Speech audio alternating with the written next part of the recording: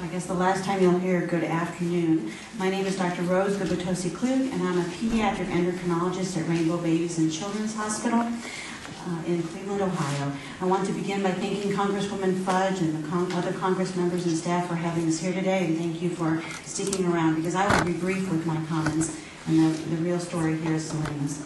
So Rainbow, as you heard, is in Cleveland, Ohio. We're a 244-bed freestanding children's hospital, which provides the most recent and advanced diagnostic tools and treatments for our children who need us the most.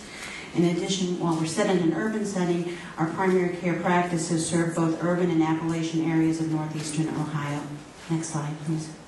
As you've heard today over and over, and we recognize at Rainbow, that childhood obesity risks increase from children from racial and ethnic minorities, children who are living in poverty, and children whose parents are from low educational attainment. To combat these increased risk and this rise, we need to focus on children, and you've heard many other speakers say that today, but I'll give you some additional reasons why. Next slide. There's a cycle to obesity. Obese children are more likely to become obese adults. Studies from our Center on Child Health and Policy show that if a child is obese by the age of 6 years, they're 10 to 20 times more likely to be obese as adults. But it doesn't stop there.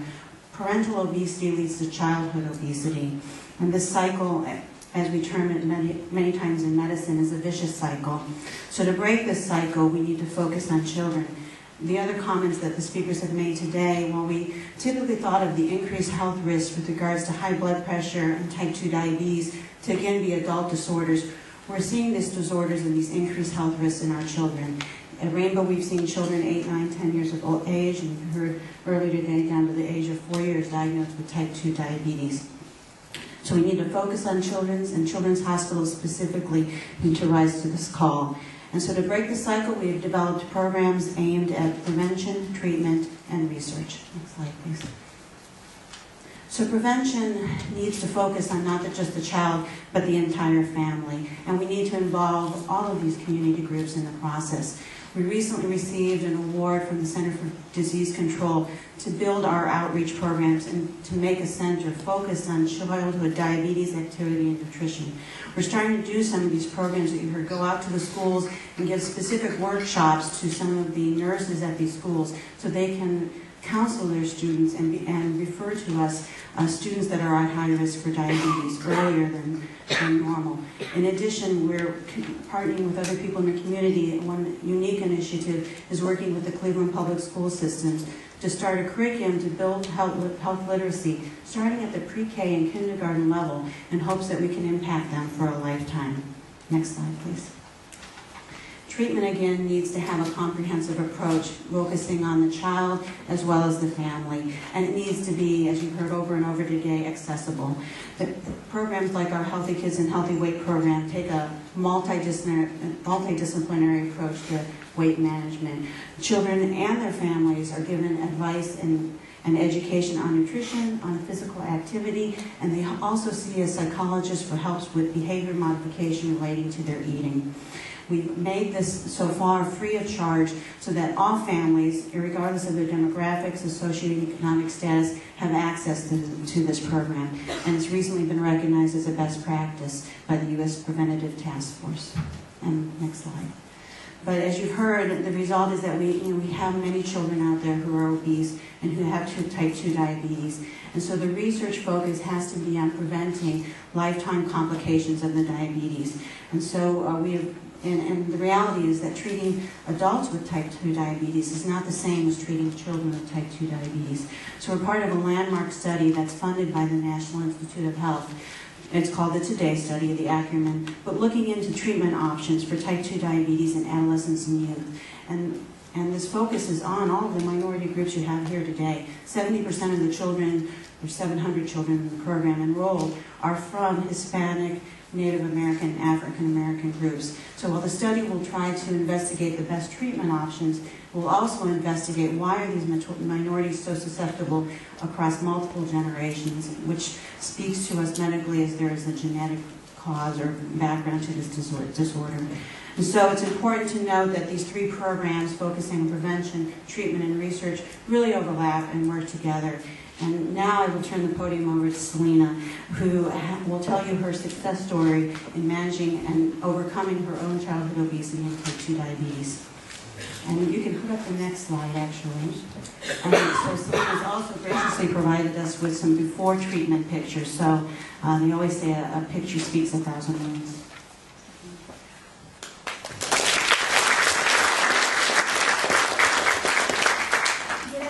I would like to thank Congresswoman Marcia Fudge for inviting me to share my story today. My name is Salena Williams. I'm 15 years old and I live in Euclid, Ohio, just east of Cleveland. I'm here to be an example of how prevention, treatment, and research of childhood obesity and diabetes enables kids like me to live healthy lives even when the challenges seem impossible to overcome. I am especially excited to be in Washington, D.C. because I missed my trip 2 years ago for my 8th grade trip because that was the year I was diagnosed with type 2 diabetes. When I was 13 years old, my mother noticed the symptoms of my type 2 diabetes because she has it as well. I went to my doctor who was affiliated with the Rainbow Babies and Children Hospital. After a urine test, he instructed me to go to the emergency room immediately. I was admitted to the hospital because my glucose levels were so high.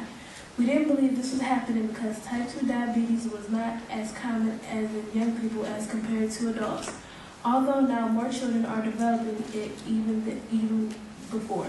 The doctor also told us that I needed to lose weight, so I would walk for about a week, but I didn't stick to it. We didn't understand the health risks I was facing and how to make lifestyle changes that would allow me to manage my weight and prevent my diagnosis as a child. At the hospital, we met my new pediatrician who specialized in childhood diabetes and obesity. I was referred to the medical staff for the Today study. This stands for Treatment Option for Type 2 Diabetes in Adolescents and Youth. The goal of this research study is to find the best way to treat type 2 diabetes in children, and they told us it could help me lose weight and prevent my diabetes from causing other health problems. When I was enrolled into the study, we finally understood how severe my situation was. My body mass index fell within the morbid obesity category. A certified diabetes nurse from the Today study visited my home 6 times over the next 2 months. She educated my whole family on changes to make us all healthier by eating healthier, staying active, managing proportion, and reading food labels. I was placed on a structured meal plan, started to eat more vegetables, and soda was replaced with water. As you may know, type 2 diabetes affects minorities. The study's diabetes education was designed with my ethnic group in mind. The Today study team also knows how genetics play a role in the disease and helped me better understand this as well. I am fortunate because I haven't had to face some of the barriers that many children do in preventing childhood obesity and diabetes, such as the lack of nutrition and the safe place to play and exercise. However, the odds were against me simply because obesity and type 2 diabetes are more common among minority groups. Both sides of my family have been affected by this disease, and we still are unaware of the pose for my health. If I didn't develop type 2 diabetes in childhood, it likely would have occurred to me as an adult. We feel fortunate the medical group involved all of us in the educational process and overall management of my diabetes. We all improved our health literacy to ensure that my diabetes would remain under control. This is a great example of how Children's Hospital like Rainbow provided family-centered care. The medical staff worked so hard to meet the need of my whole family, and this would be more successful in changing our lifestyle. The Today study helped improve my mental health as well. Throughout the last 2 years, I have lost 45 pounds. 9th grade was the first year I wasn't teased by other kids, no more being called Salami instead of Salena. I had tried out for the basketball team as well because I lost weight, and I made it.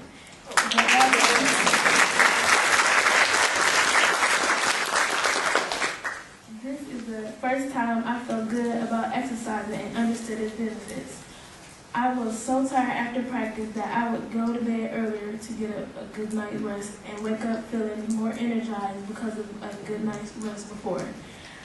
Today I have lost 45 pounds and my body mass index is still considered overweight instead of morbidly obese. and I am now only 3 points away on the BMI scale from moving out of the overweight category. I am grateful for the success I have had with managing my weight and my diabetes. This has given me a second chance at a healthy life and a second chance at a trip to DC. Thank you.